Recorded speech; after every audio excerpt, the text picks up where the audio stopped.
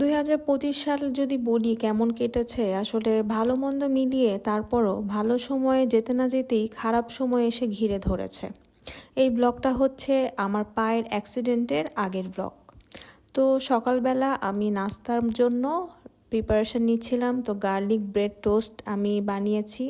তো সওদাগর পেজ থেকে এই মধুটা এসেছিল, তো আমি একটু বেশ খানিকটা ইউজ করেছি মধুর টেস্টটা বোঝার জন্য। নর্মালি আমি এত পরিমাণে মধু খাই না, তো আমি পেজের নামটা মেনশন করে দেব।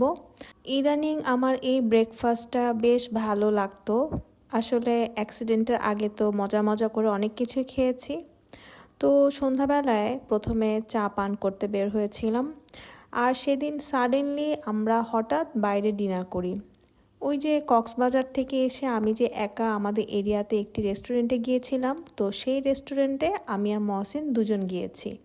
তো রাতের ভিউটাও বেশ সুন্দর, রেস্টুরেন্টটা তো অনেক বড়, ইনডোর প্লেগ্রাউন্ড আছে, আর আমরা খুব মজার একটি খাবার অর্ডার করেছিলাম।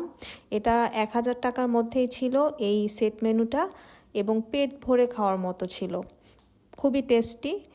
তো পরের দিন আবার আমরা গিয়েছিলাম একটু মোমো খেতে, ওয়াফেল অ্যান্ড মোড়ে। ওয়াফেল না খেয়ে মোমো খেয়েছি। এখানে মোমোটাও বেশ মজার। মেনলি আমি বের হয়েছিলাম এই যে ফার্নিচারের দোকানে যাওয়ার জন্য। নতুন বাসা বলে তো আপনাদেরকে অনেক শুনিয়েছি, কিন্তু নতুন বাসার জন্য আমি নতুন কিছু এখনও অর্ডার করছি। তো একটু ফার্নিচার অর্ডার করে এসে রান্নাবান্না। এর পরের দিন আমি আবার পার্সেল গুছাতে বসলাম। আপনাদেরকে জানিয়ে রাখি, আমার যে বিজনেস পেজ আছে প্রোডাক্ট গ্যালারি, সেই পেজের আমি অর্ডার নেওয়া, ডেলিভারি দেওয়া এগুলো কিন্তু শুরু করে দিয়েছিলাম।